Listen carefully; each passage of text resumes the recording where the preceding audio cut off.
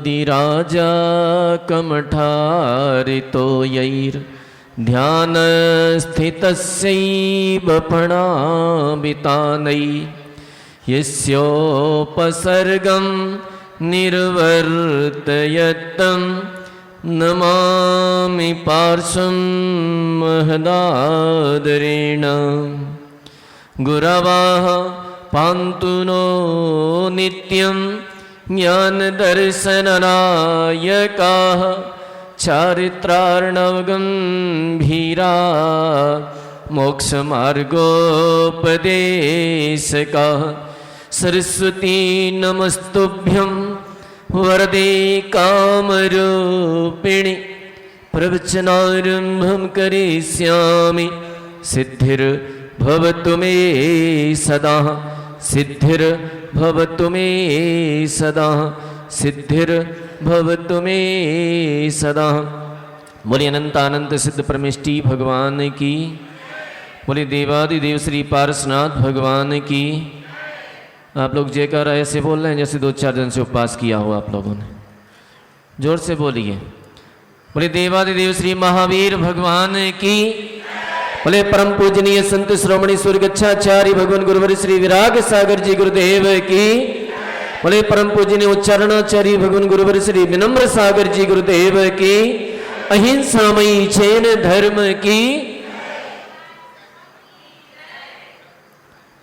परम पूज्य गुरुदेव यहाँ पर विराजमान है और उनके समक्ष कुछ बोलना यद्यपि शोभा को प्राप्त नहीं होता है, लेकिन उनकी आज्ञा, उनका आदेश, उसी को सिरोधार्य करते हुए उनके चरणों में जो कुछ भी रह करके सीखा है उसी में से कुछ कहने का प्रयास करता हूँ। यदि आपको अच्छा लगे उसे पूज्य गुरुदेव का समझना, खराब लगे उसे हमारा समझ लेना।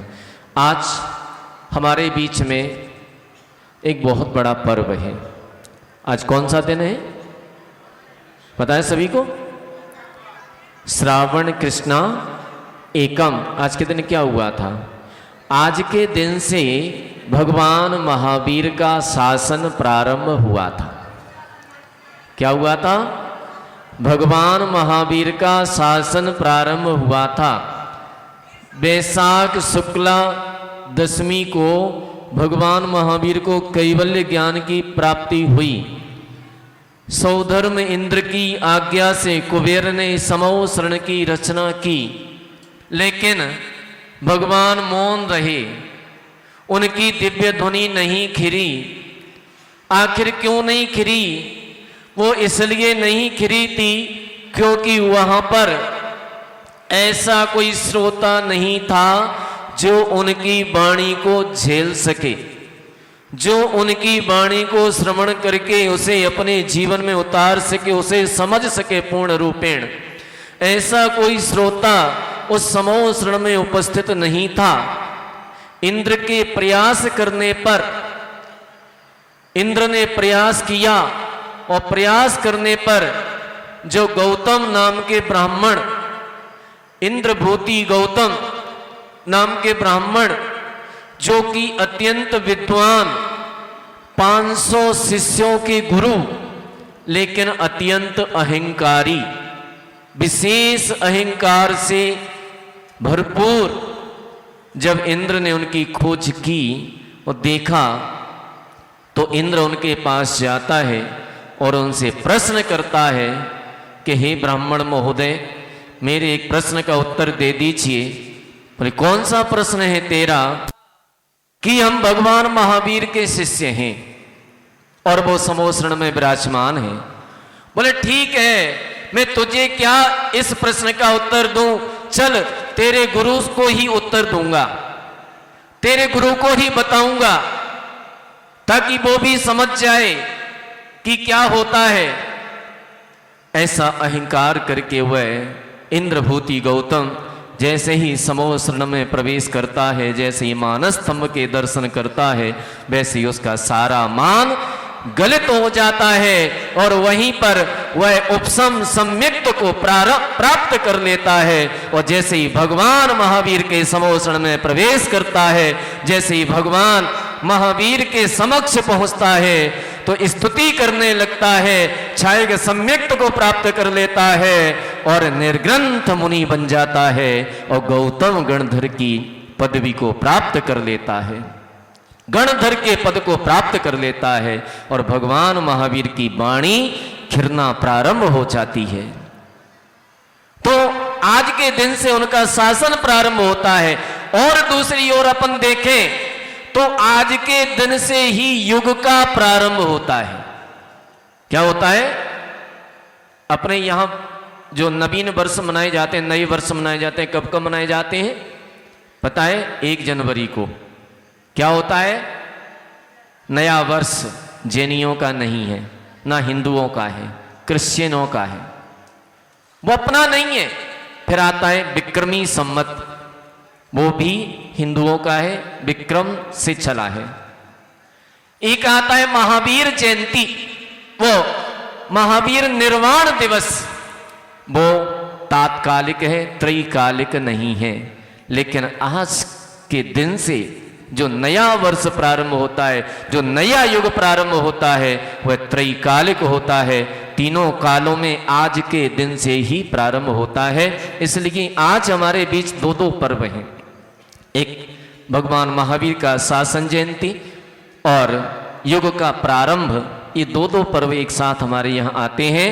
और दूसरा आता है कि उधर वर्षा योग प्रारंभ होता है, मेघ पानी बरसाना प्रारंभ करते हैं, और इधर साधुओं का चातुर्मास होता है, उसमें धर्म की वर्षा प्रारंभ हो जाती है। तो जो भगवान महावीर ने उपदेश दिया, जो भगवान महावीर की वाणी खिरी, जिनवाणी खिरी, उस जिनवाणी का साधुओं के माध्यम से श्रावकों को श्रवण करने का अवसर प्राप्त होता है। वो आज के दिन से ही होता है, क्योंकि 2 दिन तो निकल जाते हैं। एक दिन स्थापना में निकल गया, एक दिन गुरु पूर्णिमा में निकल गया, और आज से ही वह प्रारंभ होता है भगवान महावीर की वाणी को सुनना। तो आपके नगर में भी पूज्य गुरुवर का चतुर्मास सत्संग हो रहा है, और उनकी वाणी के माध्यम से आपको वह चीज सुनने को मिलेगी जो भगवान महावीर के मुख से निकले हैं। सठखंडागम के माध्यम से आचार्य वीरसेन स्वामी कहते हैं, जो सठखंडागम के सूत्र हैं, वे सूत्र भगवान महावीर के मुख से निकले हैं। वो स्वयं लिखते हैं कि ये सूत्र वीर भगवान के मुख से निकले हैं, और उन्हीं सूत्रों के आधार से एक ऐसा ग्रंथ 34 स्थान दर्शन, आपने नाम सुना पहले कभी? 34 स्थान दर्शन एक सूत्र आता है, आपने तत्वार्थ सूत्र पढ़ा होगा। इसमें सूत्र आता है पहले अध्याय का 8वां सूत्र, सत्संख्या क्षेत्र स्पर्शन कालांतर भावाल्प अल्पभूत्वैश्य। सूत्र पढ़ा है ये सभी ने? ये सूत्र आपने पढ़ाए हैं, लेकिन इस सूत्र की व्याख्या, इस सूत्र की व्याख्या धबला जी पुस्तक नंबर 1, 2, 3, 4, 5 और 7 इन पुस्तकों में की गई है, एक सूत्र की व्याख्या। अगर आपने उन पुस्तकों को नहीं पढ़ा है तो इस सूत्र को आप समझ ही नहीं सकते पूरी तरह से। तो इस सूत्र के आधार पर 34 स्थान दर्शन की रचना प्राकृत भाषा में पूज्य गुरुदेव ने की है, जिसकी वाचना अभी टीकमगढ़ में चल रही थी। लोग बड़ा आनंद ले रहे थे, बड़े आनंदित थे उस वाचना के माध्यम से। और वही वाचना आज से आपके ललितपुर में भी प्रारंभ होने जा रही है। आप सुनिए उसको। लोगों का कहना था हमें ये पढ़ना, हमें वो पढ़ना, हमें ये सर्वासिद्धि पढ़ना, हमें द्रव्य संग्रह पढ़ना, हमें इष्टोपदेश पढ़ना। पढ़िए, वो भी पढ़िए, लेकिन 3 बजे से लेकर के 4 बजे तक उस स्वाध्याय को मत छोड़िए। एक बात और बता दें कि आपके नगर में सिद्धांत की वाचना कितनी बार हुई? अभी तक चातुर्मास तो हर साल होते हैं, वाचनाएं भी होती हैं, लेकिन सिद्धांत की वाचना कोई बिरले साधु आते हैं। टीकमगढ़ में कह रहे थे कि महाराज, या तो आज मुनि प्रमाण सागर जी महाराज आए थे, उन्होंने हमें सिद्धांत पढ़ाया था, या फिर आचार्य श्री यहाँ पर आए हैं तो सिद्धांत पढ़ने को सुनने को मिल रहा है। इसके बीच में साधु तो बहुत आए, बहुत समागम हुआ, लेकिन सिद्धांत की वाचना किसी के माध्यम से सुनने को नहीं प्राप्त हुई। तो मुझे लगता है कि आप लोगों को भी वह वाचना कभी कदाचित मिली हो, ना मिली हो, कोई भरोसा नहीं है, लेकिन अब वह अवसर है और आप लोग 3 बजे से अवश्य आए। यहां जितने भी विद्वान हैं, पंडित हैं, वो भी आए, वो सभी आमंत्रित हैं। जो स्वाध्याय में विशेष रुचि रखते हैं, जो सिद्धांत पढ़ने में विशेष रुचि रखते हैं, वो अवश्य आए। और एक बात और ध्यान रखना, बोले हमारी समझ में नहीं आता, कोई बात नहीं है, समझ में नहीं आता मत आने दो, समझ में नहीं आता है मत आने दो, कोई फर्क नहीं पड़ता है, आप तो उसे सुन लो। क्योंकि सिद्धांत ग्रंथ उनका दर्शन करने मात्र से हमारे कई कर्मों की निर्जरा हो जाती है, पुण्य का आश्रव होता है। कैसे? दर्शन करने मात्र से। क्योंकि जिनवाणी और जिनेन्द्र भगवान एक बराबर है, कोई अंतर नहीं है, क्योंकि वो भी उन्हीं की वाणी है। तो सिद्धांत ग्रंथों के दर्शन करने मात्र से हमारे पाप कर्मों की निर्जरा होती है, पुण्य की वृद्धि होती है।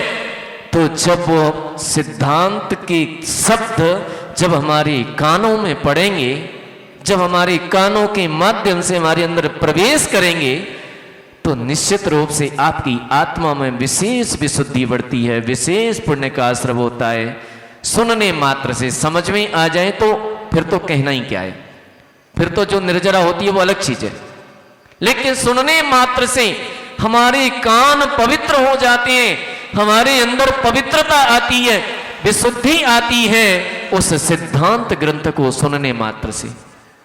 और ऐसा नहीं है कि समझ में नहीं आएगा, एक एक चीज समझ में आएगी, ऐसी कोई सी भी चीज नहीं बचेगी, ऐसा कोई प्रश्न आपके अंदर नहीं बचेगा जिसका आंसर, जिसका उत्तर पूज्य गुरुदेव के माध्यम से आपको प्राप्त ना हो सके।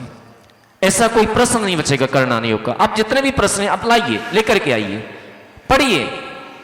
ऐसा इसलिए सोचा गया है क्योंकि हर चीज का वाचन, हर ग्रंथों का वाचन, द्रव्यान योग, चरणान योग, प्रथमान योग के ग्रंथों का वाचन आपको सुलभ है, प्राप्त होता रहता है। लेकिन सिद्धांत ग्रंथों का वाचन अत्यंत दुर्लभ है, वह मुश्किल से प्राप्त होता है। इसलिए इस बार उसका अध्ययन कीजिए और समय समय पर आपके सिलेबस हैं, जो भी सर्वसिद्धि है, इष्टोपदेश है, तत्वार्थ सूत्र जो भी हैं, द्रव्य संग्रह है, उनकी भी क्लासें आज से ही प्रारंभ होंगी। क्योंकि आज क्या है?